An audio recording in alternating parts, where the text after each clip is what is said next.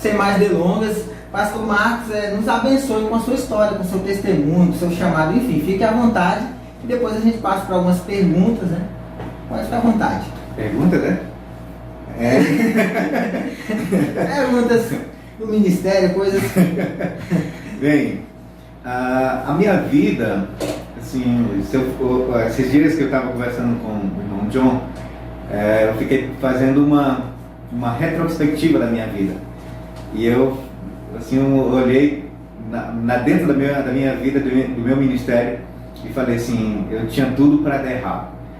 Por quê? Eu sou de uma família muito grande, e quanto maior a família, maior também são os problemas, né? E a minha família, ela é grande em problemas.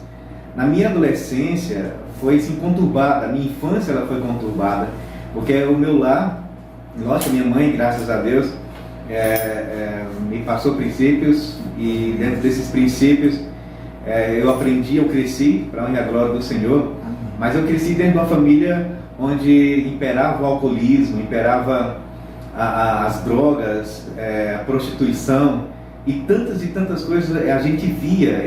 Eu quando criança, eu, a minha irmã, meus primos dentro de casa, quando meus tios começavam a beber, chegava quinta-feira, batia aquela tristeza, né? E aquela tristeza, e a gente, minha irmã e eu, meus primos, começava a pegar as facas dentro de casa e começava a esconder. Faca, tijolo, pau, parecia bicho, né? Para evitar qualquer coisa. Mas ele, o danado, achava mesmo assim. Eu não sei como é que cavava, né? E a gente vivia, né, nisso daí. Quando então, em 97, 98, a minha avó, a matriarca da família, né? Ela começa a caminhar para a igreja buscando por melhorias para a família. Mas aí é que está. Eu sempre acreditei que, e essa é uma verdade, que escravo do pecado não liberta escravo do pecado. Verdade. Tá? Você precisa se libertar para ajudar outros a se libertarem. E a minha avó, ela buscava libertar a minha família, não se libertar. E aconteceu, assim, na minha família em 99, algo terrível, que foi o suicídio do meu tio, dentro da minha casa, todos embriagados. Ele foi vítima da ignorância e até mesmo da ação demoníaca. Encontraram ele bem horas depois, pendurado numa corda. E para minha avó foi um choque assim, sem precedentes. Ela pensou em abandonar tudo, né? E já estava andando para a igreja, que hoje é a igreja que eu pastorei. E ela pensou em abandonar tudo. E então a gente começou aquelas coisas assim, de e agora, né? O que vai acontecer? Isso, aquilo, outro. E eu, em meados de fevereiro, eu me converti na então Igreja Batista Renovada. Na época, em 98? 99 já. 99. Meados de 90. Não tem nada a ver com Nostradamus, né? O pessoal lá mais velho tinha aquela teoria de Nostradamus, né, em 99 a 2000, que o mundo ia se acabar. E as igrejas encheram, né? E eu, graças a Deus, não foi por isso. Foi pelo convite da minha avó. Que eu fui em 99, me converti. Deus me colocou na minha vida pessoas, o pastor Roberto, que eu considero como meu pai espiritual, meu mentor, Igreja Batista Renovada ainda. E Deus assim levantou ele, me ajudou muito, me deu assim um suporte, a minha família, pelo aquilo que a gente estava enfrentando. Em 99 eu me converti, em abril eu cometeu suicídio. Isso foi assim aquele choque. Pensamos em tanta coisa, minha avó ficou assim acabada, né, sentimentalmente, e muitas coisas veio acontecer. No ano de 2000 eu me batizei em agosto de 2000 e coincidentemente depois eu fui me lembrar dessa data. Em 6 de agosto de 2000 é a data do aniversário desse meu tio que faleceu enforcado. Eu falei assim, meu Deus, que as coisas assim parece que vai coincidindo umas com as outras, né? E Deus tem sido assim tão maravilhoso, mas tão bom, que o pastor Roberto foi aquele mentor na minha vida e me ajudou de uma maneira tão fenomenal e tão maravilhosa que ele começou a me dar suporte, sabe, espiritual. De cedo, a gente não tinha pouco tempo de batizado, eu preguei meu primeiro sermão. Eu lembro até hoje, em Mateus 7, 13, 14, as duas portas, né? A porta estreita e a porta larga. Lembro até hoje desse sermão. Eu tremia, eu gaguejava, acontecia tudo comigo. Mas Deus, fiquei assim, um ano todo, e anos depois, vivendo aquela vida, crescendo aos poucos, mas apontando sempre como uma liderança dentro da minha própria igreja. Eu sempre fui muito ativo dentro da minha igreja. Eu, adolescente, dava aula para adultos dentro da minha igreja, dava aula para idosos na escola bíblica dominical. Então sempre assim eu fui uma pessoa que não me hesitei, nem fui omisso àquilo que a minha liderança colocava para mim. Eu estava lá e topava tudo. Igual eu. Amém.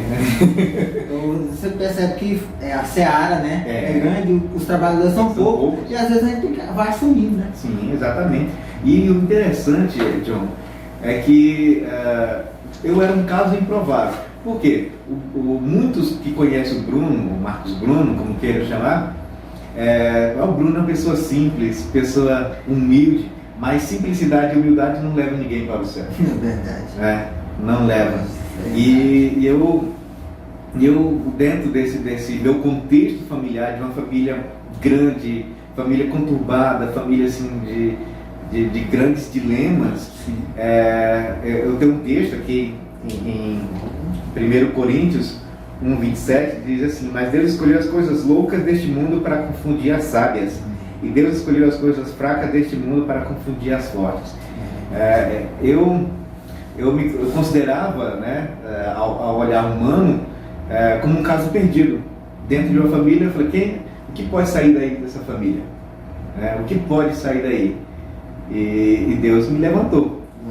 Através da minha avó, através de tudo que a gente viveu, Deus me ergueu.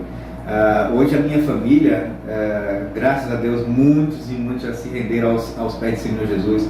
Tios, tias, que viviam no mundo do alcoolismo, no mundo do engano, primos, falta muita coisa, porque a família é grande, né? Essa família aí. Não tem aquele versículo lá de Gênesis que diz que o Deus falou, né, para o povo encher e multiplicar? A minha família acha que é só para nós, né? Porque é o povo grande, né? É muita gente. E todo ano é aumentando mais, ela não para não. Deus é maravilhoso. E o caso do ministério na igreja, hoje Igreja Batista Betel, hoje eu estava dando assim uma retrospectiva, olhando as atas da minha igreja. Eu com a Aline lá, e eu falando para a Aline com algumas datas. E eu fui convidado ao ministério para assumir a presidência da igreja. Tinha alguns irmãos, liderança lá, mas eu fui convidado com alguns meses de casado. Em outubro de 2000, eu casei em julho de 2000. Dia 26 de julho de 2000. Tem que falar a data e o mês e o ano, né? Porque senão a esposa... Exatamente. E ela tá online. Tá online. Aceita. E Deus me chamou para assumir a presidência em outubro de 2008. Quando foi em dezembro de 2008, a igreja me convidou para ser evangelista deles. E foi aí que despertou assim o desejo demais. Falei, meu Deus, e aí? E agora, né? E como é que eu, sem experiência nenhuma, recém-casado, eu tinha 21 anos, a Aline nova, 18 anos, se não me engano, mas Deus já estava atuando de maneira assim, grandiosa nas nossas vidas. Mas antes desse período de assumir a presidência da igreja, a minha tia, eu, o irmão Marcelo, né, que hoje é o vice-presidente da igreja, é um dos grandes lideranças da minha igreja, a minha tia Cida, né, que está nos assistindo hoje, agora, lá em Luz Mangues. Um abraço, tia, um beijo. foi nós ali, junto com outros irmãos, que seguramos a barra por muitas coisas que nos aconteceram na igreja. Igreja Batista Betel tem uma história fantástica, magnífica, e quantas coisas já nos aconteceram. Chegavam momentos que chegavam no culto, eu falei, e agora, né? O que vai acontecer? O que Deus tem preparado com 2, 3, 4 pessoas num domingo? E já deu vontade de desistir, não foi poucas vezes. Eu até um dia desses atrás, eu conversando com alguns irmãos, falei assim, olha, eu não chorava. Eu era uma pessoa, eu acho que não tinha lágrimas, vocês me ensinaram a chorar. Vocês me ensinaram a chorar. Porque tinha momentos que eu chegava, ia para o pé da minha cama, ajoelhava e não saía uma palavra sequer. Eu ficava encasgado. E é interessante, John, porque na oração também necessitamos do silêncio, para que Deus possa falar. Verdade, né? Tive momentos assim grandiosos e coisas improváveis. Eu era um caso improvável, né? Eu não me via como liderança, como pastor de uma igreja. Eu assumi a Igreja Batista Betel e por 2 anos depois eu fui para o seminário. Em 2010 fui para o Seminário Teológico Batista Tocantins, ali em Palmas. Foi quantos anos? Passei pouco mais de 4 anos. 4 anos. Né? Que eu teve um período que eu parei e depois continuei, né? Indo e vindo todos os dias, já no final assim, do meu curso, que eu ficava a semana toda lá em Palmas, estudando, longe da amada, né? Naquele coisa terrível de Palmas. E era um desafio. Sim, com era um desafio muito grande. Mas, assim, olhando a história da nossa igreja, ela é uma história muito, mas muito desafiadora. Hoje, Deus levantou e tem levantado pessoas ali que todos os dias eu agradeço a Deus pela liderança que a gente tem, pelo povo que a gente tem. Do início de tudo, a gente estava com um sonho, né, de construir um templo. Sim. E hoje nós estamos quase terminando esse templo grandioso, assim, que Deus tem realizado e tem feito. E a minha vida, a minha família é somente para o louvor da glória do Senhor. Porque tirar uma família improvável, família conhecida na cidade, mas família que perdeu pessoas de dentro ali de forma tão trágica. Ainda tem uma outra tragédia, né? Que também as tragédias nos ensinam. Com certeza. Meu tio, a caçula, veio afogar, acharam depois de 3 dias. Família assim, desolada. Um momento de reflexão. Sim. E as coisas ruins nos fortalecem. Sim. Né? A vida cristã não é feita somente de maravilhas, de coisas boas, mas como o texto, né, de Paulo aos Romanos, todas as coisas cooperam para o bem daqueles que amam a Deus. Amém. Porque ele tem um propósito. Né? E o propósito que a gente tem enfrentado ali na Igreja Batista Betel, a cada dia, como fruto da terra. Acho que eu sou, aqui em Miracema, acho que eu sou o único pastor de todas as igrejas evangélicas em Miracema. Sou o único pastor que converteu-se na igreja e pastoreia a igreja onde ele converteu e foi batizado. Né? Então eu sou fincado na terra até a raiz. Pastor raiz. Pastor raiz mesmo, né? Mas é grandioso o que Deus tem feito ali. Muito maravilhoso. Muitas coisas tem a fazer, lógico. A visão é sempre de crescer, de ensinar o povo o verdadeiro evangelho puro, simples, sem enrolação, sem julgo, né? Sem julgo, acompanhar as pessoas, o crescimento, e é gratificante. Tem hora assim que eu fico comentando mais a Aline lá em casa e ver a Aline falando assim, nossa, como fulano dirigiu o culto bem, como fulano está pregando bem. E eu não falo assim, isso é fruto do meu ministério, isso não é fruto do meu trabalho, isso é fruto de um sonho antigo, né? Primeiramente Deus sonhou com isso. E eu dou louvor a Deus de pessoas que estão ali, que estão crescendo para a glória do Senhor, estão crescendo para a honra e a majestade do Todo-Poderoso. E a gente, eu fico tão feliz em ver o que Deus tem realizado, tem feito, e eu olho lá atrás e digo, Senhor, daquela pessoa improvável, uma família grande, uma família improvável, hoje o Senhor, eu louvo ao Senhor, porque o Senhor tem usado a minha vida para abençoar o povo, que inclusive a minha igreja, a maioria também é meus parentes. Olha aí. E os que não são parentes estão casando com meus parentes, né? É difícil, é um desafio você pastorear a família. Imagine pastorear a minha avó. Conhece desde pequenininho, sabe? Me pegou, me deu o primeiro banho, né? Me colocou um primeiro apelido. Então pastorear a minha avó é um desafio. É verdade. Não porque ela é uma ovelha.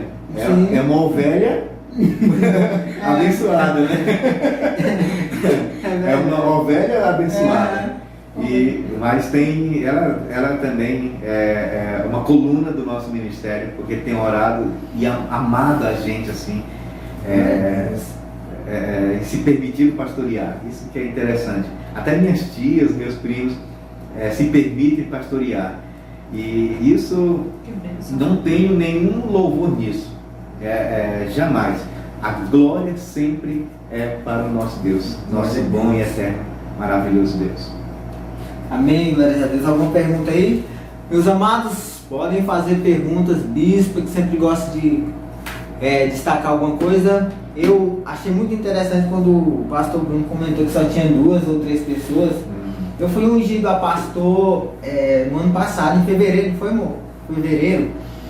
E aí o Senhor me mostrou, me deu uma visão. Isso há uns 8 anos atrás, quando eu entrei no Ministério Nova Chance hoje, antigamente era Igreja Internacional da Renovação. O Senhor mostrou eu com uma camisa preta, gola polo, assim, só que bem preta, com um blazer assim, e pregando assim, tipo uma igreja bem arrumada, assim, tipo uma multidão, né? E quando eu fui ungido a pastor, eu falei assim, Deus, cadê a multidão? Cadê o povo? E interessante, pastor Bruno, é que da minha geração de jovens, foi saindo um, foi saindo outro, ou seja, chegou um momento que só ficou eu. Eu falei, Senhor, e agora? Quem poderá me defender, né? Senhor, pode deixar que eu vou cuidar de você. E aí eu me perguntei, Senhor, cadê o meu aprisco? Né? Aprisco é o curral de ovelhas, né? Cadê o meu aprisco? Cadê a minha multidão? Aí o Senhor me fez lembrar de Davi, na caverna de Adulão. Quando o Senhor Deus prometeu um exército para Davi quando Samuel o ungiu como rei. Mas Davi não se tornou rei de imediato, né? Ele teve que fugir lá de Saul. E aí ele chegou numa dessas fugas, ele chega na caverna de Adulão e encontra pessoas renegadas, pessoas endividadas, só aquelas pessoas excluídas que ninguém queria. E aí é como se Deus falasse, esse aí é o teu exército, treine aí, faça o seu trabalho. E aí o Senhor, esses dias, o Senhor falou no meu coração, o seu exército, o seu aprisco, é os seus ex-alunos, né? Eu sou professor, pedagogo, já atuo em sala de aula há uns 9, 10 anos. E o Senhor trouxe isso à minha memória. O seu aprisco é esses alunos que ficaram e você vai ter que retomar o diálogo com eles e buscá-los. Eu queria que você comentasse, pastor Bruno, como foi essa... Porque às vezes as pessoas pensam que o pastorado é glamour, é título. Não, eu tenho um título e eu fico imponente com isso. Não, mas tem luta, tem dificuldade, tem ovelhas que não são ovelhas, são bodes, dão trabalho, pessoas que nos machucam, que dificultam o trabalho. Eu queria que contasse um pouquinho das lutas, né? Porque as pessoas que estão assistindo, né, pensam assim, nossa, é só bênção. Não, as lutas, e essas lutas que nos fazem nos tornarmos cada dia melhor, é o processo. Não sabe de nada. Não sabe não. Souber o que o pastor passa, né? E no meio do aprisco, é interessante que eu fui chamado para dentro da minha família. Sim. Né? E para do meio do meu povo.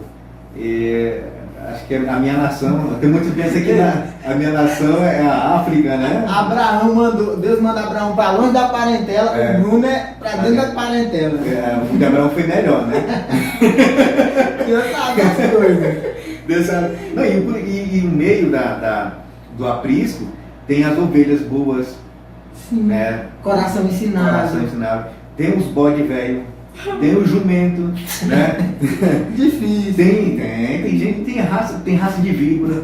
Exatamente. E isso também Deus nos envia para nos ensinar muitas coisas. Deus é louvado também com as coisas ruins que acontecem no nosso ministério. Exatamente. Como eu falei no início, eu aprendi a chorar. Não porque o meu povo me fazia chorar, mas é porque tinha momentos que eu ficava me perguntando, Senhor, e aí? Né? E agora? E o que vai acontecer? O que eu tenho que fazer? Porque era muito novo. No meu ministério começou muito cedo. Sim. Eu e a Aline, inexperiente, tínhamos o pastor Roberto, hoje é voluntário na Cristolândia, em Goiânia, se não me engano. Mas a gente assim tinha momentos que ficavam, e aí, e agora? O que vamos fazer? Sabe? Não é esse clamor. Porque muita gente acha que o título, né, pastor, bispo, sim, apóstolo, semideus, vice-deus, quase se entrando no trono da anjo, né? Acha um nome, um status. E senta em cima disso, né? E se fica lá, mas é muito difícil, não é brincadeira. A gente, todos os dias, um dia desse eu estava fazendo vários pedidos de oração, né, no grupo da igreja, e eu olhei assim para o grupo dos pedidos e falei, meu Deus, não estou pedindo para mim. Né? Porque a gente às vezes se esquece que nós também precisamos da intercessão. O pastor precisa não da atenção né, especial, mas da intercessão, porque o casamento do pastor também é atacado, a vida espiritual, a vida conjugal do pastor é atacada também. Sim. Em tudo isso a gente vai aprendendo, mas agora imagine só, John, você recém empossado numa igreja e tendo que lidar com todas essas coisas dentro da família, né? Processos de amadurecimento que não é fácil, e tudo isso eu fui aprendendo, né? Lógico, eu tive bons mentores, pessoas que intercederam desde o início, mas não estavam ali o tempo todo na lida comigo. Sim. Aprendi, e uma coisa interessante que eu aprendi dentro do seminário, e isso foi um choque para mim. Em 2010, na minha primeira aula no seminário, é a coisa que eu jamais vou esquecer. O pastor chegou na aula, no primeiro dia, ele falou assim, quem aqui veio para cá para ser pastor? Aí a maioria levantou a mão, né? Todo aquele jeito. Eu falei, então pega as suas coisas e vai embora. Porque aqui não forma pastor, aqui dá um suporte. Lá na igreja de vocês é que forma pastor, é no dia a dia, é no encontro com as pessoas, é no cara a cara com as pessoas. Lá é que vocês vão ser formados, lá é que vocês serão capacitados. Nossa. E aí, assim, aquele ânimo todo vai baixo, né? Depois eu vim me ensinar, mas lá dá um suporte pra gente, lá dá uma base, vai abrir os nossos olhos para algumas coisas que nós não entendíamos, mas no dia a dia, e até hoje eu estou aprendendo. Com certeza. Até hoje, graças a Deus, estou aprendendo. O meu ministério, assim, é tão louco, é coisa de maluco mesmo, que teve momentos na minha vida, há pouco tempo atrás, que a minha esposa e eu tivemos que ajudar no casamento de pessoas mais tempo de igreja e mais tempo de casado que nós. É para a glória do Bruno e da Aline? Não. A glória é sempre de Deus. Amém. E a gente olha e diz, a gente contribuiu, glória a Deus. Né? Contribuiu, honrado seja o Senhor. Então, o nosso ministério lá é meio doido. Sim, na lógica humana. Né? Mas pensa numa coisa que Deus está fazendo. Sim, numa coisa que Deus tem feito, né? E louvado seja Ele sempre. Bendito seja Ele sempre. Né? Algum Moabista perguntou? Não. Glória a Deus. Eu Amém? falando aqui que está muito edificada por saber que o pastor Bruno se deixou ser acessado pelo Espírito Santo. Glória a Deus. Amém. Pastor Bruno, uma outra questão aqui. Coisas de pastor. Eu, antes de me tornar pastor, não sou o pastor presidente, assim, que cuida. Tem a Bispa Sterlane. Eu sou pastor de jovens e adolescentes ali. Né? De crianças, jovens e adolescentes ali. Esse nicho junto. Eu sempre li a Bíblia, li o Velho, li o Novo Testamento, né? E sempre ficava pensando, eu não estou preparado ainda, né? Eu tenho que ler mais, eu tenho que estudar mais, eu tenho que me focar mais nisso, eu tenho que estudar os temas, né? Aqui, os profetas aqui, no Novo Testamento, a vida de Jesus, o apóstolo Paulo, as cartas de Paulo, eu ficava assim. E esse ano Deus tirou isso do meu coração. Não é que você vai estar pronto ou não está pronto. Você tem que ler um determinado conteúdo bíblico e já executar. E Deus me ensinou isso. Vai, faça passo a passo, mas você tem que fazer. Eu ficava só aquela ideia da ovelha gorda. A ovelha que fica se alimentando, recebendo do aprisco, recebendo do mentor e não fazendo. Recebendo e não fazendo. E esse ano, 2020... eu sempre falei para minha esposa, amor, esse ano vai ser um ano difícil para nós. Né? O Espírito não colocou isso, mas vai ser o ano que nós mais iremos aprender e mais vamos depender de Deus. Né? Eu queria que você contasse um pouquinho, já que você teve essa formação em teologia, é o meu objetivo, né?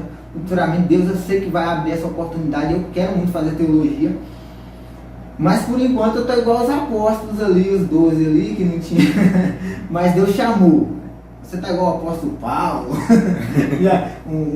treinado. Eu queria que você contasse um pouquinho disso. Você formou lá em teologia e você sentiu assim, não, agora eu estou preparado. Ou você foi se preparando ali.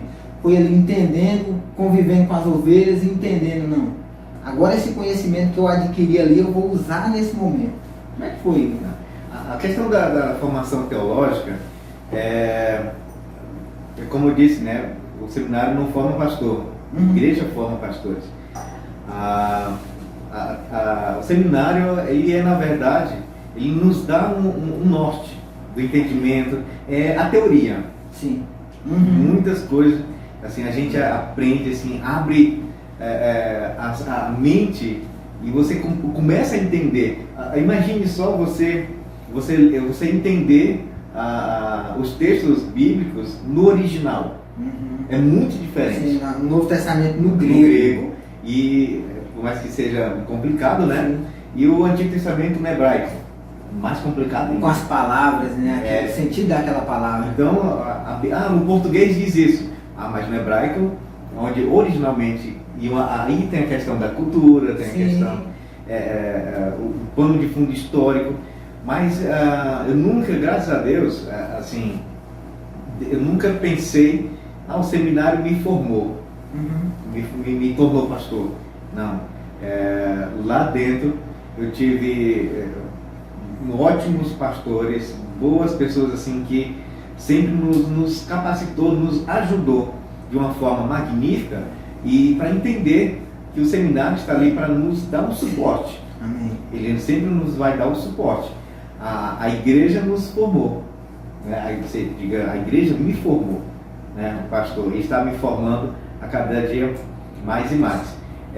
Mas assim, a gente dá honras e louvores ao nome do nosso Senhor, porque dentro dessa formação, John, a gente acaba assim, percebendo o quanto é necessário a formação teológica. Sim. Quando você tiver essa oportunidade de fazer o seminário, faça. Exatamente. Né? Você vai compreender. Ele não vai tirar a tua espiritualidade. Cai por terra esse mito. Porque a letra mata, o espírito vivifica. Primeiramente, esse versículo não quer dizer nada disso que as pessoas hoje dizem, né? A letra mata, o espírito vivifica. Está falando da letra do Antigo Testamento. Sim. A lei mosaica, porque era o caso de Acã. Né? Quem dizia a lei? Aquele que pecar, que seja apedrejado. Então a letra mata. Mas o Espírito, a palavra vivifica, dá uma nova chance, dá regeneração, a transformação da pessoa. E isso que quer dizer o Espírito vivifica. Então o seminário, ele abriu meus olhos para muitos e muitos textos bíblicos que antes eu não conhecia, assim, na totalidade, na essência. Você hoje olha, todos os momentos que eu pego a Bíblia e leio, eu olho a Bíblia de uma outra forma. Eu leio a Bíblia de uma outra forma, com um senso crítico, lógico, porque você tem que também criticar, você tem que duvidar e determinar. Muitas pessoas pegam a Bíblia e lê o texto isso aqui é para a minha vida. Né? Já pensou se pega aquele texto e hoje mesmo tu estarás comigo no paraíso? Ou então ele saiu e foi se enforcar. Foi se enforcar, né? Então... e vai lá e faz o mesmo, né? Vai lá e faz o mesmo. Mas a gente começa a perceber disso através do estudo teológico, da capacitação.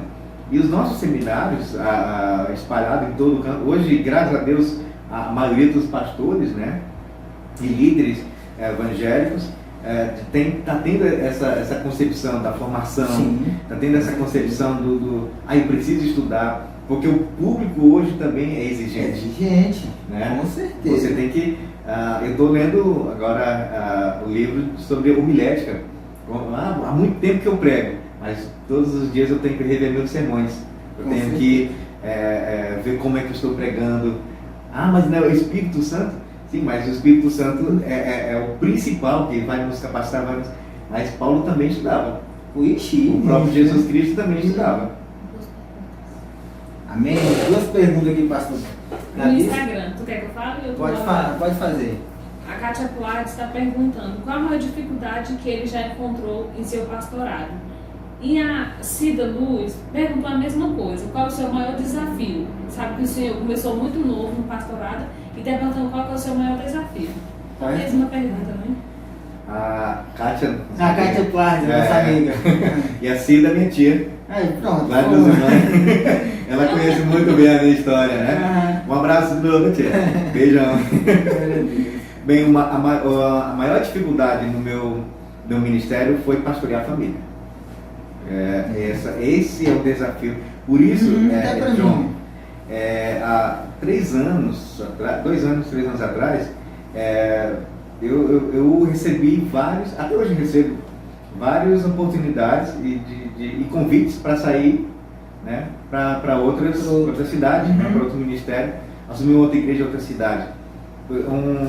Uns dias atrás, um mês atrás, o pastor falou assim: Bruno, é bom tu sair, porque aqui tu está no meio da tua família. É difícil para ti, é difícil chegar na tua avó e repreender, porque ela também precisa de repreensão. É necessário, uma hora ou outra, você dar um conselho, isso, aquilo, outro. Chegar num primo, numa prima, num parente, é um desafio enorme. Imagine só você ser pastor da sua família, onde eles conhecem teus pecados, conhecem os teus pontos fracos, te conhecem muitas vezes até melhor do que ninguém. Mas esse mesmo pastor que falou isso para mim, também pouco tempo atrás ele chegou em mim e falou assim: Bruno, eu sei que não está no tempo, agora que eu compreendi que não está no tempo de tu sair daqui do meio da tua parentela, né? Porque Deus tem um propósito, o Senhor tem um propósito no meio da tua família, e esse propósito ainda não terminou. Então o maior desafio, Kátia e tia Cida, é pastorear a família. A senhora bem sabe, né, minha tia? É difícil, não é fácil. A minha tia, né, tia Clarinda, lá de Brasília, ela fez uma pergunta aqui: qual o conselho que você dá para quem está iniciando na fé cristã, né, que ela está iniciando lá em Brasília? Qual o conselho que você, como pastor, 12 anos, dá para ela? O primeiro conselho: não desista. Esse é o primeiro, porque os desafios são enormes, não é fácil. Se fosse fácil, não seria evangelho, seria qualquer outra coisa. Não é fácil. A vida cristã, ela é um desafio constante. Outra coisa interessante, tem um versículo da Bíblia que diz: sede meus imitadores como eu sou de Cristo. Paulo falando à igreja de Corinto. O que quer dizer com isso? Paulo está falando: olha, me imitem toda vez que eu estiver imitando Cristo. Porque Paulo também era pecador. Tá? Paulo também tinha seus problemas, seus desafios, seus pecados. As pessoas são falhas, né? As pessoas são errôneas em muitas coisas. Aí você vai dizer: a Bíblia diz que eu tenho que imitar, e a Bíblia diz que eu tenho que seguir os passos de muitos cristãos, mas os cristãos são errados também. Sim, e a gente tem que saber ter o equilíbrio disso tudo. O nosso alvo maior é Jesus Cristo, tá? Clarinda, né? Clarinda. Tia Clarinda. Tia Clarinda. E o nosso alvo maior é Cristo, mas na nossa vida, na nossa caminhada, tem pessoas que podem ser espelhadas e precisam ser espelhadas, né? Eu tenho um exemplo no meu ministério, a vida do pastor Roberto. Amém. Pastor Roberto, pastor Gunter. Pastor Gunter. Eu sei que eles são pecadores. Eu sei que eles também tiveram seus erros. Mas eu sei selecionar. O cristão tem que ser seletivo. Com certeza. Saber o que vai acrescentar na minha vida e saber o que não vai acrescentar na minha vida. Exatamente. Todo cristão precisa ser seletivo. Exatamente. Glória a Deus. Amém. Outra pergunta aqui. Gente, está sendo uma bênção. Esse homem, a voz dele é mansa. Quem está aqui assim, exala a sabedoria. Amém. A Elane, né? Ela é colega nossa também. Sim. Ela pergunta aqui: durante sua caminhada como pastor, o que você fez, mas não faria novamente? Os equívocos, né? Eu sei. Fazer as coisas sozinho. Muitas e muitas vezes, a Aline me chamou a atenção sobre isso. A esposa não por isso, né? Carregar as coisas tudo nas costas. Falar: olha, não faça as coisas sozinho. O pastor Roberto também me aconselhou sobre isso. E o pastor Gunter, uma vez, ele falou para um pastor da Cibá, pastor Valmir. O pastor Valmir pediu um conselho a ele, e o pastor Gunter falou assim: olha, dá trabalho ao povo, senão eles vão te dar trabalho. Só isso. Então, no começo do meu ministério, eu tentei fazer muitas vezes as coisas sozinho. Eu era um jogador, aquele tipo de jogador que batia escanteio e corria para a área para cabecear. E muitas vezes errava o gol.